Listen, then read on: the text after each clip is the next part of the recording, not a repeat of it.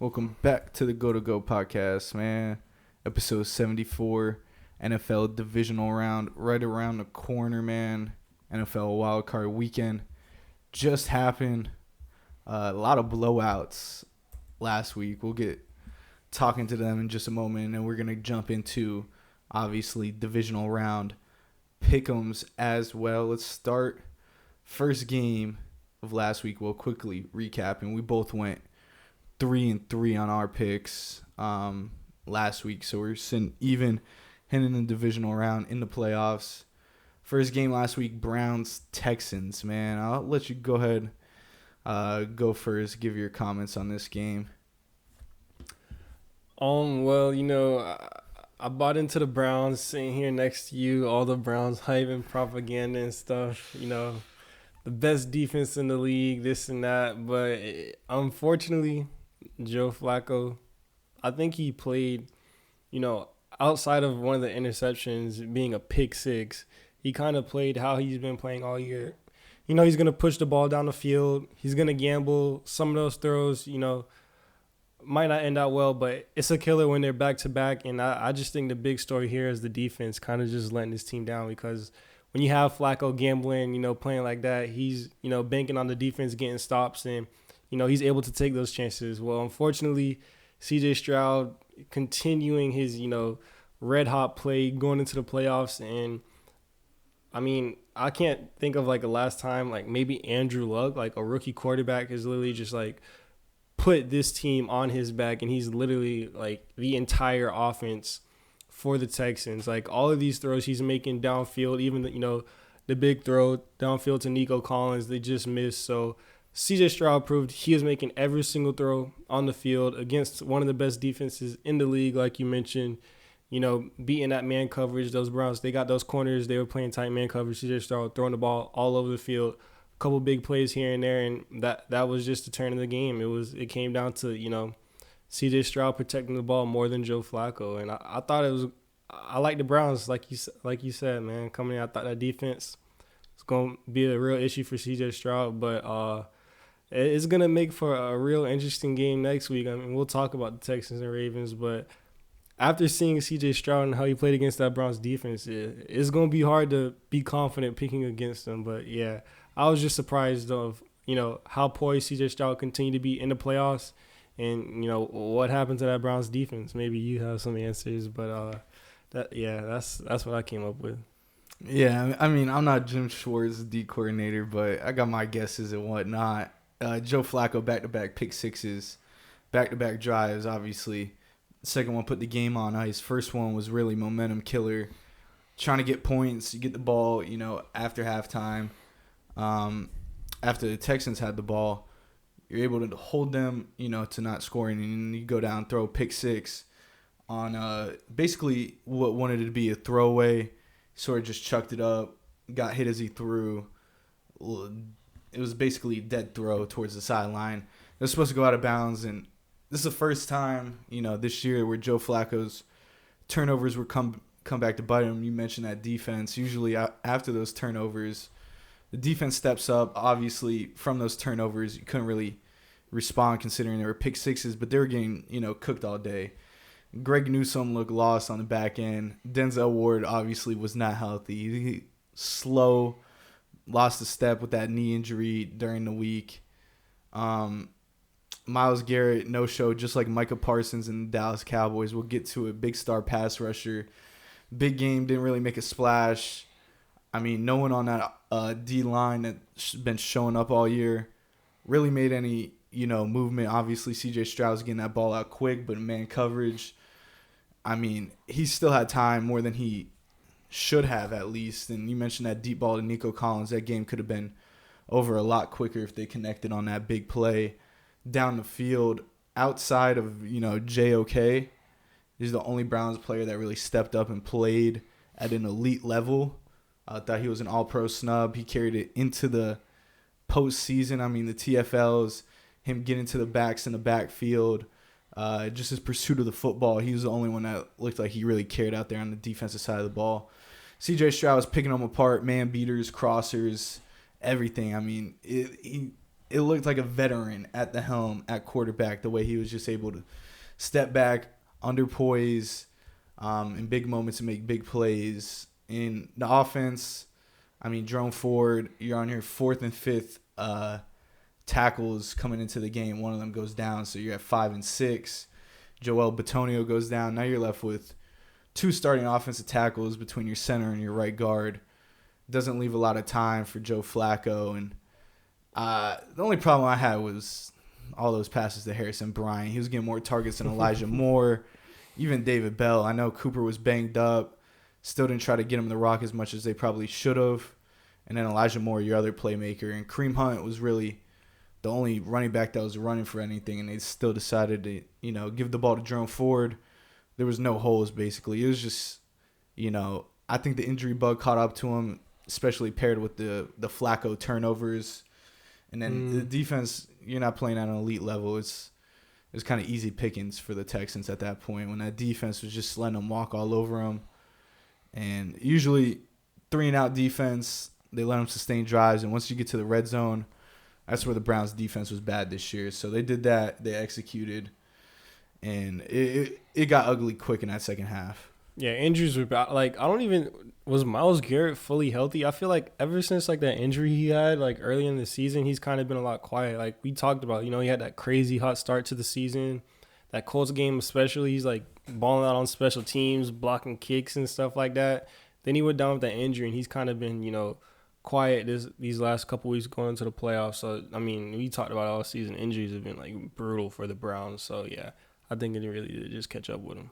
Yeah, when you're playing a game with your practice squad, linemen, I mean, 4th and 5th string, we're going past the starters, we're going past the backups, we're going past it's tough to kind of get a consistent pocket for Joe Flacco, and you could see it. Will Anderson was in that backfield a few times, and they were just applying pressure, dialing up the right blitzes. D'Amico Ryans did a fantastic job, just scheming that game right, keeping Flacco under pressure, and it worked for the Texans in a big way. But yeah, other than that, man, it's hats off to JOK. He was the only guy that really came to play, so got to give him his credit. And then the next game up, I mean, just about what I expected. I know I picked the Dolphins, but Dolphins-Chiefs Saturday night, Peacock exclusive. Your take on that game? Yeah, I mean, this game went, other than, my Eagles bias, and we'll get to that game later on, but this was a lock for me. I didn't see any way Miami went into Kansas City in that weather.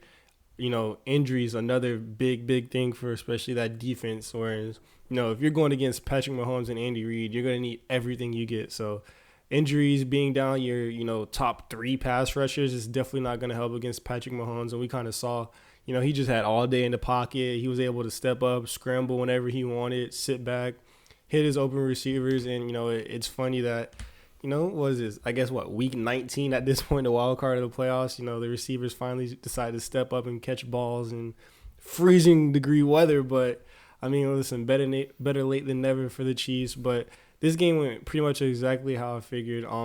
Chiefs have a solid defense, and once they were able to, kind of take away that first option for Tua and really stop the run, because, Miami, that's what they want to do. They want to get going with the run game, and then, off of that, do a little play action, little RPOs and stuff like that. So once they were able to stop the run and force Tua to, drop back in those conditions, see Tyreek slip, saying he got pressed to Cancun.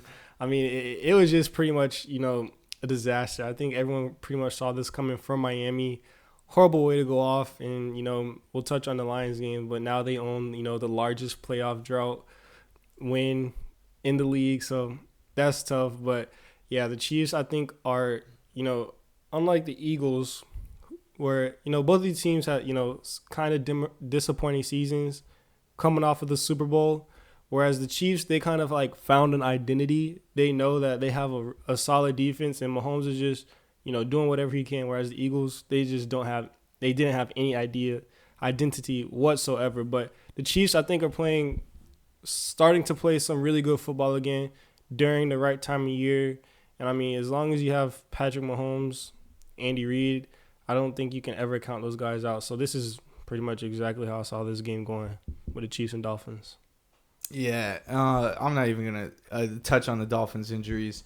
You could pretty much pack this game up before it even started.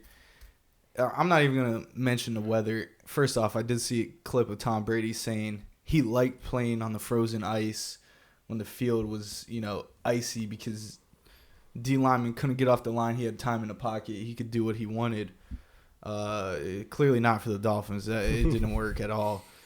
It, something's got to change with this scheme that Mike McDaniel has, because the fact that we were throwing bubble screens all game and 5 yards behind the line of scrimmage, the Chiefs' pursuit was on it in the defense. Kudos to them. Their pursuit of the ball touched one of the Dolphins playmakers' hands. They were right there surrounding them, wrapping up, making good clean tackles, not letting the play get extended. They didn't try to push the ball downfield whatsoever. The run game was non-existent. You mentioned that. But they didn't try to get, anything past the line of scrimmage. I felt like everything was before, other than that Tyreek big hitter in which he was even underthrew on. Nonetheless, it's something that's got to change, because they scheme for those perfect weather games in Miami and, playing fast, let it rip, first read. Well, you take away that first read, as you mentioned, play breaks down. You got to be able to be a playmaker in the pocket, something Tua's not really good at doing. I watched a couple times that game where the pocket looked pretty clean, and he's running up in the pocket throwing one-legged passes with a dead arm behind it. So just more pocket awareness of being able to step up, clean pocket, and just throw the football down the field. And you just don't see it from Tua. The wide receiver screens were killing me. It was like 4th and something at the end of the game, and the last chance they really had. And they throw it 5 yards past the line of scrimmage, and it was like 4th and 15. So Carolina special. I had PTSD to that wide receiver screen into the game. So you basically given up. I know the defense is banged up. Fangio finally did something trying to, send some pressure to Mahomes, the only thing that seemed to work, but they couldn't get a 4-man rush. It looked like Melvin Ingram was in slow motion along with Emmanuel Ogbah all game. If it wasn't Sealer or Wilkins up the middle, that D-line was abysmal. The linebacker crew, Duke Riley, first possession, he got hurt, and he couldn't even walk. And Mahomes saw that and went right over the middle of the field, walking for a touchdown. So it's going to come down to coaching. Something, not a coaching change, but there has to be a change in philosophy in Miami to maybe open up that offense a little bit more. But yeah, Chiefs played a great game. Mahomes just being Mahomes. And even Kelsey tried to help the Dolphins win. He dropped like 4 passes that game, and Rashee Rice was cooking. The Chiefs looked good they didn't even look good. They just are better than the Dolphins at that point in the season. It's going to move us to the Steelers and Bills. They played on Monday night. They were supposed to, or not night, Monday afternoon. They were supposed to play Sunday. Your takes on this one? This was, a classic Josh Allen Bills game. Josh Allen putting the Superman cape on, and basically winning this game for the Bills. And it always, like, the Bills are just like one of the most polarizing teams. Like, Josh Allen, he'll have that, big run. They'll go up big against a team like the Steelers, and then next thing you know, it's like, oh, they're up a score, and like the Steelers are driving, and Mason Rudolph is completing a couple passes. Like, it's something there, and then Mason Rudolph just, throws a horrible pick in the end zone, and then the Bills get all the momentum back. So I don't like how the Bills, they just like allow teams to hang around, and then with Josh Allen's, turnover ability, it's like always one pass, like, you always just feel like it's coming. Like, he's going to do it. Like, he's going to do something. He's going to throw it up. It's going to be a bad play. But, regardless, this was one of the good Josh Allen games. The way he was running, his ability to, get outside of the pocket, even on design QB runs. At this point in the playoffs, like, outside of Lamar Jackson, Josh Allen's legs are, probably the biggest threat a QB has outside of throwing the ball. So I think the Bills are in a really good spot. Shakir, he provided a lot of explosive plays on the outside. Diggs was kind of the more, the intermediate receiver. So it was nice to see another playmaker step up. And then, Allen's going to get both of the tight ends involved. I just think, the Steelers were kind of just, I've been saying it all year. Like, this is what the Steelers do. They start off horribly. Everyone says they're bad. Tomlin's a solid coach, a great coach. Gets them to right above 500. They got a little life going in. They somehow make the playoffs, and then they just lose to a better team. Like, I can't really fault the Steelers. This is what they are. But the Bills, if you take away that big Josh Allen run, you take away, Josh Allen having to carry this team, I still have some question marks. But regardless, if Allen is playing like this and if he's protecting the ball like he did in this game, I think they have a chance to go, literally as far as Allen can take them. So, I mean, it is a nice win. I wouldn't say an impressive win over a Steelers team. They let Mason Rudolph hang around. Pickens and Deontay Johnson kind of got going there in the second half, so that could be a problem for that Bills defense, who also just obliterated with injuries. It's like every drive they were just losing a player. So that's going to be tough. But, yeah, I think this Bills team can definitely make some noise in the playoffs, especially on the AFC where, I mean, every single quarterback now on the AFC side is just playing, lights out ball. So, I mean, I expected more from this Bills offense, especially maybe a little bit more James Cook, especially once they, made that offensive coordinator change during the middle of the season. We saw more balance, but I mean, they're in the playoffs. I don't think this is going to be that much of a balance anymore. I think it's literally just give the ball to Josh Allen and, like, he wins us this game and takes us all the way to the Super Bowl, or, we lose with Josh Allen. So they're riding the dying with their franchise star quarterback, and I can't really blame them at this point. So it was a solid game for the Bills. Yeah, I mean, this one started in the afternoon window. Sitting there watching it at work. I think it was 21-0 when I left work. I get home. I see the Steelers. I think they put up it was like 10 or 13 or something like that. 10, yeah. And I was like, they scored another 7. Yeah, they're making a little comeback now. I was like, the Bills, they just let these teams, hang around like you said. And you can't really do that this late in the season. It's just, the Steelers were just decent enough, third string quarterback, whatnot, Mason Rudolph. I know I say they're all in the same category. It doesn't really matter when it comes to that, but I mean, you just let them hang around. It's not a good recipe. You mentioned Bills had a lot of injury on the defensive side of the ball. I think their pickup of Rasul Douglas, has been big for him in that back end after losing Trey White. I don't even think he played last game. No, He's been banged up. Yeah, I'm not sure, but I think he's coming back next week. But regardless, this Bills team, they could get scary. You mentioned Josh Allen with his legs. And outside of Lamar Jackson, obviously the best playmaker with his legs left in the playoff picture.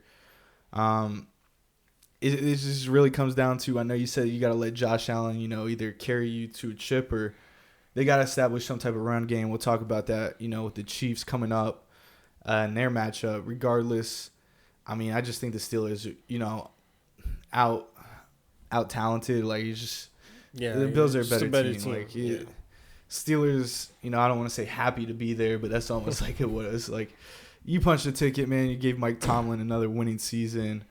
And it looks like he's going to stay in, Pittsburgh. So another year of Tomlin under the belt for the Steelers, maybe a different quarterback. We'll see if they decided, lean Pickett, whatever it is in the offseason. But the Bills, they got to find a way just to not be, one-dimensional with the ball in Josh Allen's hand if they're trying to win it all this year. So it's going to push us to, game of the week, man, or shocking game of the week. Packers-Cowboys. Packers taking down the Cowboys. Thanks for that. Took all the pressure off the Dolphins and the Browns the night before. I'll let you go ahead and talk about, your least favorite team in the NFL. Yeah, I would say this was by far the most disappointing or most surprising loss this weekend, out of all of the games. Whereas, all the other losses, you can kind of like see the writing on the wall or point to something of why they lost. But the Cowboys, I mean, they literally had everything perfectly set up for them. They were at home. The home and road numbers were out of this world for the Dallas team. So they were at home. They averaged like 40 points a game. They had top offense, one of the best passing options, and their defense was really solid, especially at home, able to create turnovers, able to, take away the big plays and make big plays and score on defense. And the Packers really just came in and just flipped the script entirely. They looked like the Cowboys, how they used to play at home usually. So, I mean, this is, I think, this playoffs. We're definitely seeing, maybe like the next wave of great quarterbacks, because some of these performances we've seen from these young guys has really been, amazing. Jordan Love, what he was able to do in his first playoff game after, a up and down first season as a starter. He comes in, LaFleur, with a great game plan. They pretty much just run all over the Cowboys and dial up those deep shots perfectly whenever they need it. And then I just still can't believe how you go from Favre to Rodgers, and now Love literally just looks like just a light-skinned Aaron Rodgers in the pocket. Like, the way he throws, the way he moves in that pocket, he has that super quick release just like Rodgers does, and he's able to produce a bunch of velocity with the ball. It's like he's fading away, just flicks his wrist, and he's throwing, 40-yard touchdowns right down the seam, hitting guys in stride. It's just amazing. This Packers offense is, once again, like all these other teams, clicking on all cylinders, playing some of the best football. Defensively, they stepped up and made some big plays when it mattered. Jair talking all his noise. He came up with a big turnover to get the ball back to their offense in the red zone. And then Darnell Savage, who, he's had a bumpy career with the big pick six to kind of, at that point, going up 27-0 in the second quarter, it was like the game's pretty much over at this point. So defense, I still have some questions from the Packers, but they stepped up and made a couple big plays when it mattered. Had that big sack on Dak Prescott on third down when they were, driving early, trying to get back in the game. So I just don't know where you go from this point if you're the Dallas Cowboys. Like, Dak Prescott, at this point, I think you have to keep him, but, that cap hit, you're going to have to be paying him all that money. It's like, where do you go at this point? Micah Parsons, he really didn't show up. The Packers O-line played a really good game. CeeDee Lamb chose, the wild card to have his, week 1 and 2 performances when he was on my fantasy team, and I trade him, and he does, what CeeDee Lamb does. So, yeah, it just looked like bad vibes all around on that Cowboys bench. And the Packers are, youngest team in the playoffs. Like, they're playing with house money, man. They really got nothing to lose. They're just going out, executing their game plan and playing, as freely as you can. And the Cowboys, I think you kind of see, that pressure, being America's team, Jerry Jones looking over your shoulder 24/7.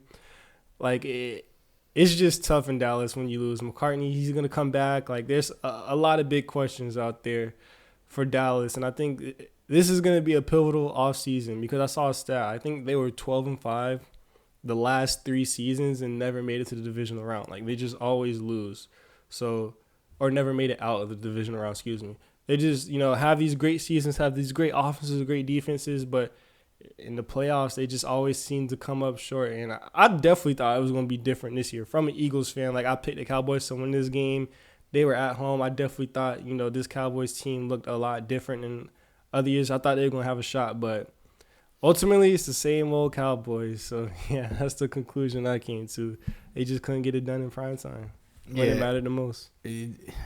I think problem stems from Jerry Jones. I don't know who said it, but someone said it this week.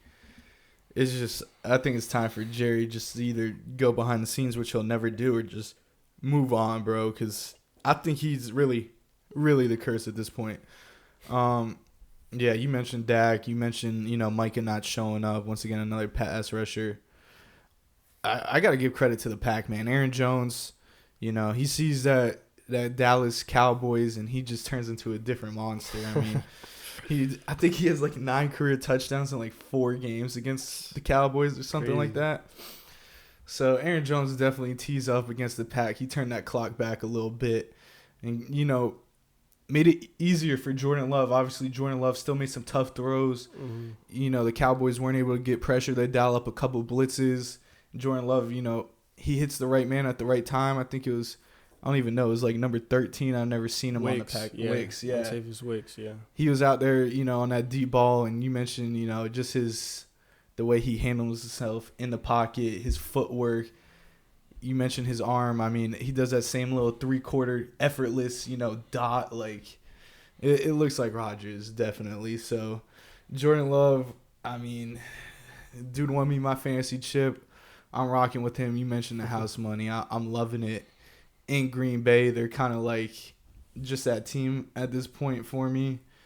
And the Cowboys, Yeah, you got to change something at this point.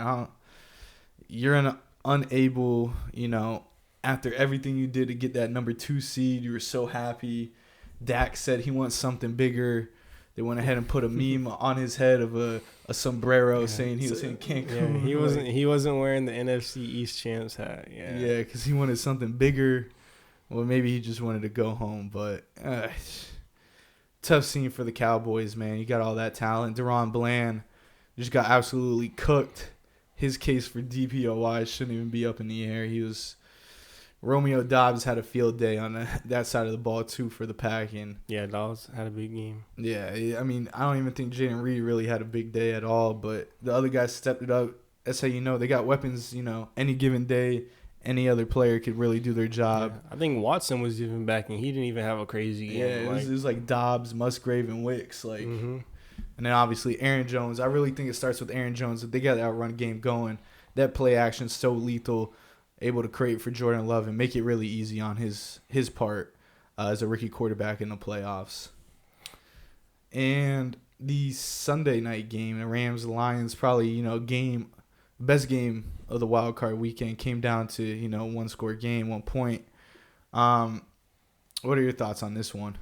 Yeah, I think this is definitely the best game they had all weekend. And really all I could say is, it's just, you got to be happy for Detroit, that area, first home playoff win in 30 years. And now, how things shook out. Like, they have a legitimate shot to win the Super Bowl. Like, we'll get into it. They host Tampa next week at home with Dallas losing.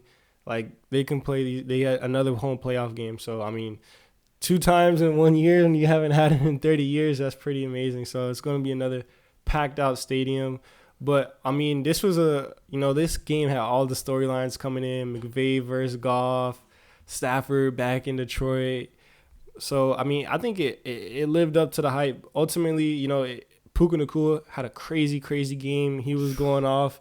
But this game literally just came down to the red zone, and the Rams settled a couple times and kicked a few field goals, and the Lions were able to just hold them off and put up more touchdowns. So I think this is the most evenly matched game we had all season, or all playoffs, excuse me. You mentioned came down to 1 score. I would say the better team won. I was rooting for the Rams. I thought the Rams had a legit shot. Stafford was out dealing.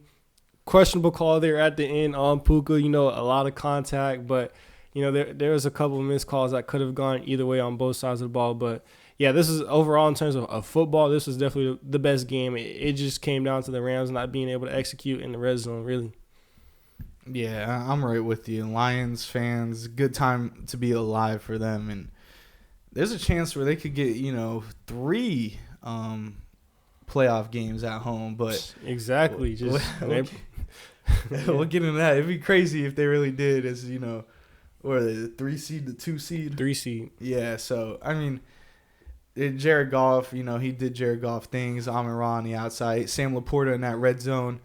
It just being an unbelievable rookie tight end stepping up for Jared Goff when he needed it. Stafford, you mentioned him and Puka were just on the same page all night. Questionable call or no call at the end, whatever you want to do with that Puka play. Nonetheless, that Lions defense is the only thing that scares me. You saw how easy it was for Puka. They play the Bucs next week. Got some big receivers out there. We'll see what happens with that. Stafford did get a little banged up in the game. I mean, he was taking some huge hits. Yeah. That probably really affected him a lot. And Stafford's not coming out, especially against the Lions. There's no chance. The game of the week, and the storyline was definitely there, Dan Campbell after the game went ahead and handed a game ball, and he told Jared Goff, you're good enough for Detroit. Got to be the most Lions and Dan Campbell thing you could possibly think of. So the script's in it for the Lions this year. We'll talk about their matchup next week, but definitely my favorite game to watch last week. That's going to break us down to Monday Night Football, man. The Eagles-Bucks. I like to call them the Dolphins of the North. You go ahead and talk about your Eagles. Well, I mean, this is worse than the Dolphins of the North because at least the Dolphins can say they had injuries on the defensive side of the ball. But, I mean, if you watch that game yesterday, there was just zero effort. You're right. No tackling. This is literally what I've been preaching the entire week. I don't know why the Eagles were favored in going into this game. This defense just, especially on the back end, whereas, the Bucs, when they're playing their best and they're gonna want to play their best in the playoffs, like, what do they do best? It's Baker throwing the ball down the field over the middle, and what do the Eagles not do? Defend anything in the pass. So, I mean, it literally played into the Bucs' favor. So, I mean, the Eagles are in a very tough position because they have two major problems on both sides of the ball. And, I mean, I can go on and on about, what's wrong with this Eagle team. But ultimately, like, defensively, your issue is personnel. Like, coaching, yeah, they got Desai out, brought in Matt Patricia. That I literally said that's not going to do anything. Like, that's not the issue the Eagles have. The issue they have is personnel. James Bradbury has regressed to I can't, like, I don't even know. Like, he's just not good. Like, he's not going to be on an NFL roster next year. And then you're relying on, two very, very late round pick rookies, a UDFA and a 5th round pick. Darius Slay coming off a knee surgery, Avonte Maddox coming off from a torn pec. Both of the starting safeties are out. So, I mean, yeah, at this point, you're just scratching and clawing. And then when you have Nicholas Morrow and Zach Cunningham as your, number one options at linebacker, like I don't know what you expect to happen on the field. The defensive line is literally a shell of himself because the play around them has been so bad, and they haven't been good as well. So, yeah, defensively, like, I don't care, like, who is coaching them or what scheme they're in. They just weren't going to make plays. Offensively, I just think it's the exact opposite. Like, you saw Devontae Smith go off. He had a crazy game, over 100 yards, had a bunch of crazy catches, but, like, all of his catches were, like, the best play of the game. Every single catch he made was, like, the greatest catch ever because he's not schemed open, bro. Like, pure talent is what was carrying that team. Jalen Hurts holding onto the ball, taking a really bad safety. No run game. Like, Philly fans say run the ball. They can't run the ball, bro. Like, the run game was non-existent. Swift was not able to get open. They literally just run inside zone every single play with the RPO behind it. Like, there's no creativity in the run game. Sounds like Mike McDaniel. You ask me. Yeah, I mean, they might pull a guard here, there, or pull Kelsey because, he's arguably one of the greatest centers to ever play football. He's so athletic. But, it's just bad. And they continue. Like, it's been an entire season.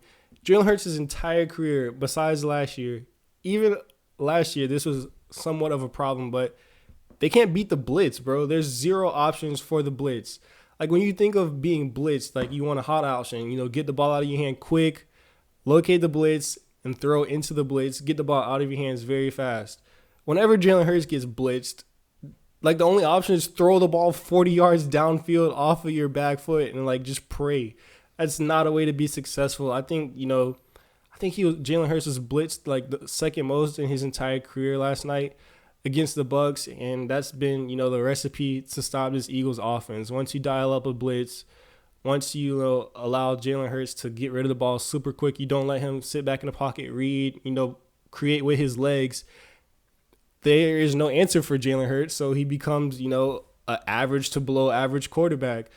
That's like taking a test and then none of the answers you can choose are correct. Like, you're gonna fail. Like, A, B, C, and D are all wrong. There's nothing you can do. Like, you gotta put in your own answer. Exactly. Like, you gotta put in your own play. Exactly. And when he does that, it's like, throwing up a prayer to Devontae Smith. And, hopefully he catches it. Same thing with A.J. Brown. That's why we saw, all those deep bombs to A.J. Brown and double coverage. It's like, okay, we're going to blitz him, and Jalen Hurts is going to throw the ball 40 yards down the field. Just put two people over there, and we'll probably catch a pick or incompletion. So, yeah, Sirianni, I think he's going to be on the hot seat, especially if this was a different year and, there wasn't as many, coaching candidates out there, big names that have proven themselves in this league. Maybe Sirianni's safe running back.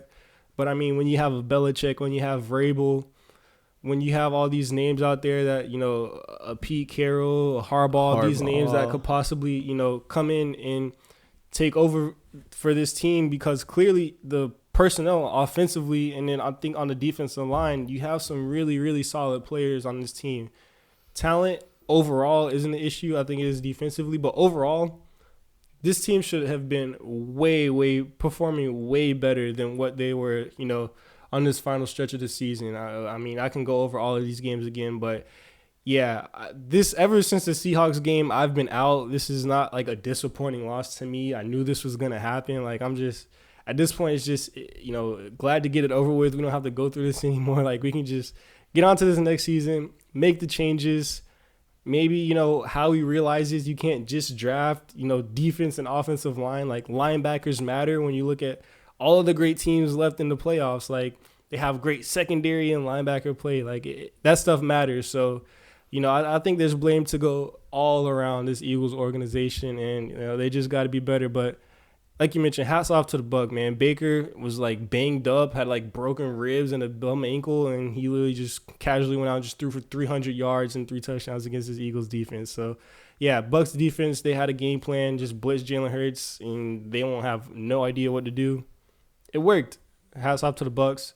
They were definitely the better team, and it looked a lot different in week 3. So, yeah. I mean, I would say it's disappointing, but as an Eagles fan or as someone, keeping up with this, like, the writing was on the wall, and the better team definitely won in this game. Yeah, I'm not even going to cover the game. You touched on everything perfectly. One thing I do want to touch on, Gilly, I don't know if you saw his little video, but he talked to some of the Eagles players before the game, shouted out that D-line, did their job, basically everyone on that D-line. He said he loved Quez Watkins, but he got to go. It's all love. Shout out Quez. He asked Bradbury if he was ready. Bradbury said yeah, and then he wasn't. Gilly said yeah, maybe ready to go on vacation, so... Yeah. Which Bradbury, I mean, dude, I didn't even see that tackle live. I went and saw the highlight. And it was which bad. One, bro? Like which one? There's like you're right. 3 you're of right. them, dog. I'm talking about the one that went for the touchdown where he just wrapped up and like slipped. It was that one. There was another one like on the running back on a little swing route. Just missed easy first down. Like. And it wasn't just Bradbury. Like, no, it wasn't. But Bradbury, Slade got his ankles broke on the first long touchdown. I mean, he got hurt too, didn't he? Well, yeah, at the end of the game, but he was healthy for this one, or he was playing well for that first one. Kevin Byard he's ankle biting at everything and missing. Like it was just bad secondary wise. Yeah, a lot of change has to come, I think, to that defense overall. Besides the defensive line. It was nice. Brandon Graham, Josh Sweat finally got a nice sack. Brandon Graham had a very solid game. Milton Williams, I think, is a really, really solid, underrated player.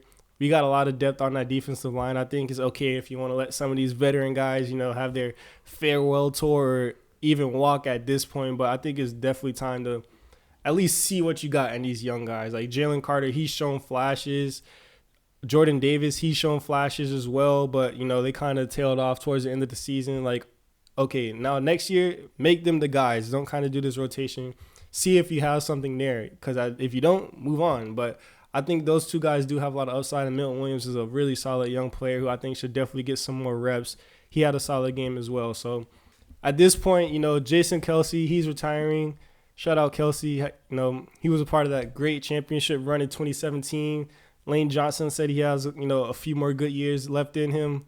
Fletcher Cox still up in the air. And then Brandon Graham, yeah, he said he wants to go on the farewell tour. So I think at this point with Kelce retiring, it's time to kind of, phase a lot of those older guys out, because that's literally what we did this year, was like just banking on a lot of these older guys continuing to play at the level they did last year. And Bradbury included. Bradbury, Slade. When you get this old in age, especially in football, and such a physical sport, like you can see like play just drop off of a cliff. Like you bring in Kevin Byard, he was an older safety, not really sure if much is there. Shaq Leonard couldn't even get on the field. He's coming off a bad neck injury. Like I just think it's time to kind of refresh now. All the legends and stuff, you can let them get their little farewell tour, but I think we definitely got to prioritize the young guys, see if we have something there in that talent, because running it back with this team was definitely not the answer, and I think some changes definitely got to come. Yeah, the only one I'm letting rock on that farewell tour is Super Bowl hero Brandon Graham. So he can have his farewell tour, but we don't need to, like, he doesn't need to be playing like a bunch of, and I think they kind of big respect for Brandon Graham. No, Man. of course. Shout out BG. Sack. Yeah, I'm not saying like no, I know you're not. Team, but I'm just saying me personally. Give him his UD farewell tour, bro. Like, just don't play him, but have him be there, dog. Like, bro, UD's farewell tour could have happened like 8 years ago, bro. Like, it's nothing major, man. And then one last home game into Kelly Green, throw him out there as a captain. Maybe have a sack or two, just like UD in his last game. So gives him a little attribute boost, like like playing with momentum. Like Kobe in his last game, like just throw up a bunch of shots. He still had 60. Hey, Kobe did, man. Yeah. It's gonna lead us to this week, man. Weekend football Saturday. I think this game starts at 4:30. Texans Ravens in Baltimore, M&T Bank Stadium. I'll let you go ahead and break this matchup down first. I think this is going to be a very good game. I think this has shootout potential. I mean, what we saw CJ Stroud do to that Cleveland defense, I don't think there's, I don't think at this point in his career how good your defense is. I don't think there's a way to like completely shut him out, at least right now, the way they're playing. They're a super, super hot team. I think CJ Stroud is going to get his against that Raven defense. Same thing we said last week against that Brown defense. Oh, best defense in the league. They're going to bring the pressure. They got great cover guys, this and that. Like, the Ravens have the same thing. They're a super good defense, a lot of physical players, safety play. They got Kyle Hamilton, that defensive line, the most sacks in the league. So they're going to put pressure on Stroud, but I just think it's crazy at this point to say CJ Stroud isn't going to get his. So I think the Texans, they do enough, but they don't do enough to beat Lamar Jackson and this Ravens because this offense, the way Lamar is playing, the weapons, they had that bye, to get fully healthy. The offensive line, literally everything is clicking perfectly for the Ravens. So I think this has, shootout potential, a bunch of big plays. Maybe Nico Collins gets deep for the Texans and then, Lamar hits Zay Flowers or, that run game. Maybe Lamar scrambles, but I think this could be a really good game. But at home, Ravens are the 1 seed. I think they've shown us so much more than the Texans this season. I think the Ravens do just enough to beat the Texans in a fun game at home. So I'm gonna rock with the Ravens. I'm right with you. And when you got Jordan Brevin scoring touchdowns for the Texans, number 2 tight end and whatnot, he was cooking the Browns defense. I mean, Dalton Schultz had a drop that would have opened that game up as well. I mentioned that Nico Collins hit. So that Texans offense, they get going, and they obviously got a chance to run the football as well. But CJ Stroud, man, it's hard, It's just like, say you could, neutralize this guy entirely. And as a rookie coming in, bottom of the pack team, the 2nd overall pick, you come in and change the course of this entire franchise and give them hope. It is really insane. So hats off to Stroud. But this Ravens team, you mentioned LJ, MVP, front runner. I mean, it's just time to go out and shine. Finally, stayed the full course of a season. He's healthy. Probably the healthiest he's ever been, at this late in the season if he's still playing. This time he's not a rookie. He gave a little compliment to Stroud. He said in his rookie game, he didn't play as good as Stroud. So he gave his little props to, CJ Stroud, class act. But I think this Ravens team is just too good every level, every aspect of the game. I mean, you break it down from special teams to offense to defense. They probably have a better unit. I really do think it could be a shootout. But I just think this Ravens team is just too good. You mentioned Zay Flowers. I mean, I heard Mark Andrews whispers that he might be back this week. You pair him with Likely. That connection with Likely's gotten real good with Lamar over the course of his injury as well. You put out those 2 targets, neutralize the Texans linebackers, keep them at bay. I think they got a good chance. And Ravens being at home, I think it's a really good season for the Texans. Regardless, win or lose, I think they got to take this season and build momentum. Heading in the next, but you never know. Could be another upset like the Cowboys. Might be a collapse of the Ravens.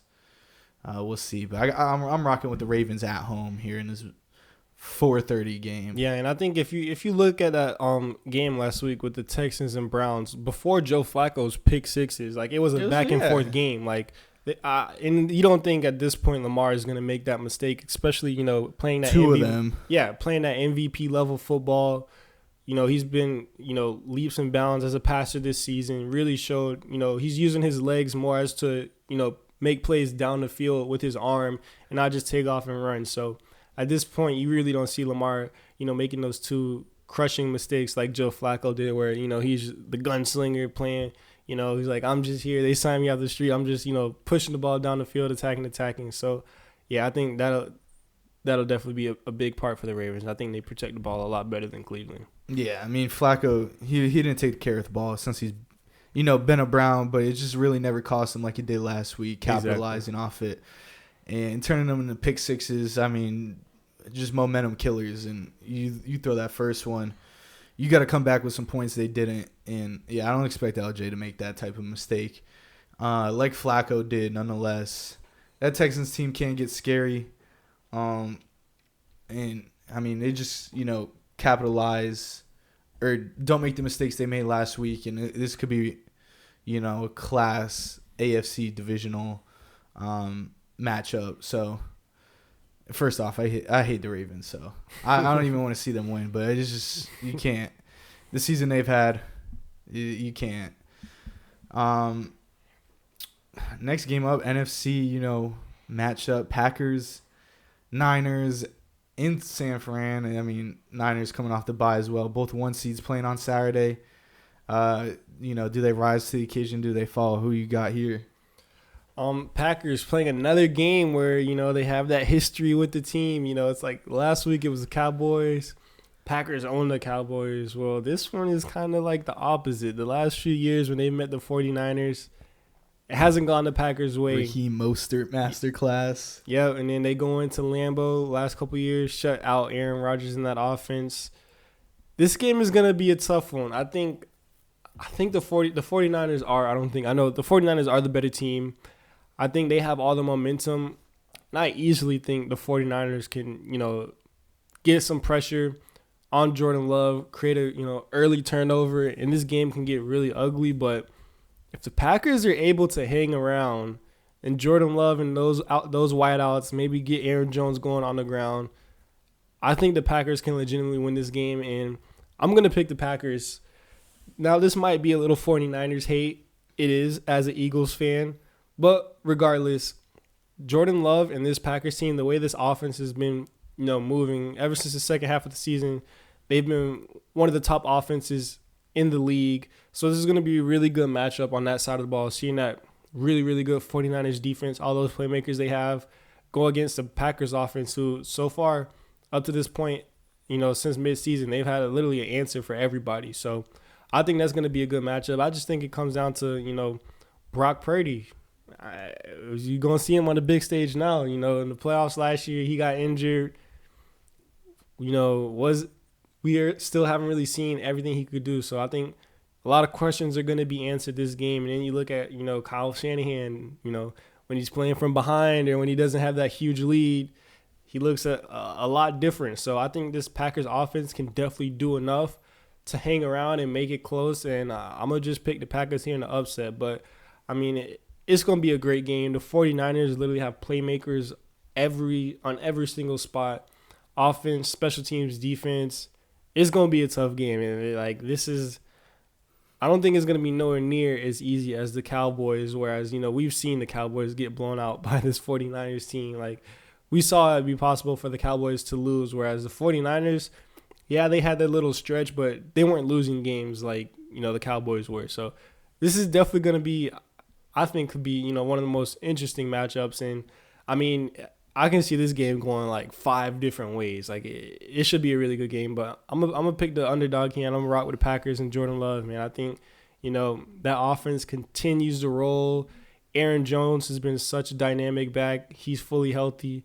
I think they find a little success on the ground, and then, LaFleur just keeps cooking up that play action, those deep shots. I think we talked about earlier in the season, if you were going to get the 49ers, it's going to be, through the air, hitting those deep balls, those big plays. We saw Kirk Cousins before he went down do it. We saw Joe Burrow when he was healthy with the Bengals go into San Fran and do it as well. So I think that's the blueprint, man. You got to capitalize on those big plays, and who else but the Packers, man? At this point, the way this offense is rolling, that's what they specialize in, big plays. So I'm going to rock with the Pack.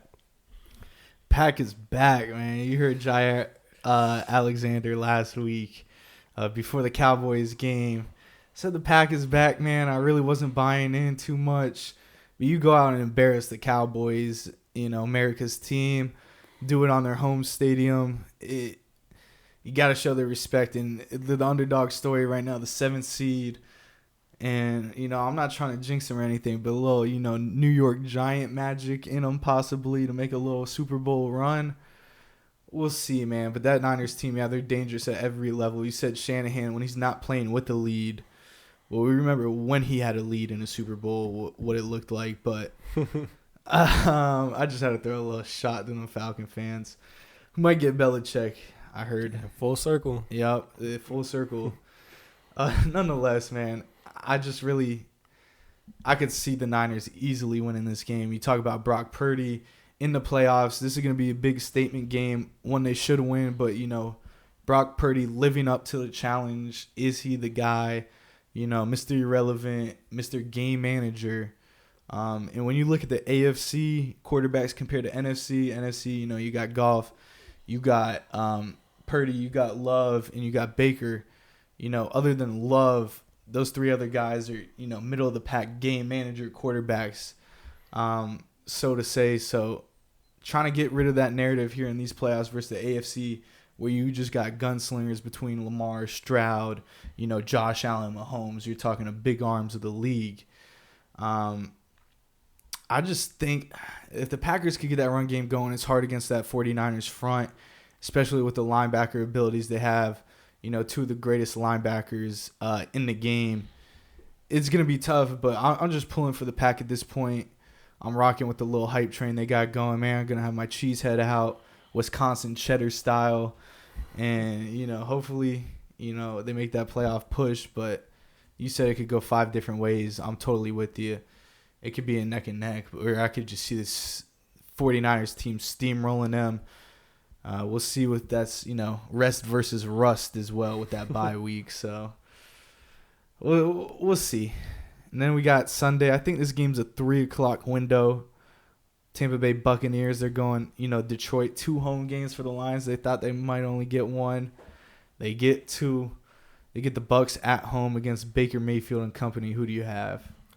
I'm picking the Lions here. I think, so far out of all the playoff games, the Lions are the winners, man. Once they beat the Rams and then they get to pick between the Eagles and Bucs after that, I feel like the Lions would be, easy favorites over either one of those teams, whoever happened to win. So I think, the Lions are one of the hottest teams right now, man. Goff's playing great football. That run game and defensively, they haven't been the best, but when they needed plays, they stepped up and made some big plays. So I think Baker Mayfield and this Bucs team they're solid, but they just went against the Eagles team who at this point just shouldn't have been a playoff team or weren't playing like a playoff team. Whereas, we saw this matchup a little early in the year where the Lions went down to Tampa Bay and pretty much had their way, was able to throw all over them. So I think Jared Goff continues, his hot streak. He's going to be in that dome once again at home where he's most comfortable. Those weapons, Laporta gets another week to get healthier. You mentioned he had a touchdown, but he was playing a little banged up last week, So, yeah, see that run game, Gibbs and Montgomery, hopefully take a little pressure off Goff. But I just think at home, the Lions have too much momentum right now, and I think they get a solid win. Yeah, and, I'm right there with the Bucs. They had the Eagles last week. I think in week 18 when they needed that win, they only put up 3 field goals to win that game against what was it, the Panthers? The Giants. Oh no, the Bucs. Yeah, against the Panthers. So you kind of walked into the playoffs, NFC South. Great storyline, man. I got to give credit. No matter what I say, Baker Mayfield and company, man, as a former Browns quarterback, led us to our only playoff win in my lifetime, and. One call away from, being in the AFC Championship game. Maybe it changes the course of his career. Nonetheless, man, I'm going to talk about the Chiefs and the refs in a minute. But the Lions, I just think they're just top down, better roster. You mentioned, the back end of the defense, being a little suspect and whatnot. They got the job done last week when it mattered most against, one of the better arms in the league in Matt Stafford and offenses. The Bucks literally need almost everything to go right, and maybe Jared Goff to force a couple passes and turn the ball over. If they really want to stand a chance, I just think the Lions, whether it's the run game or the pass game this week, they get it done at home.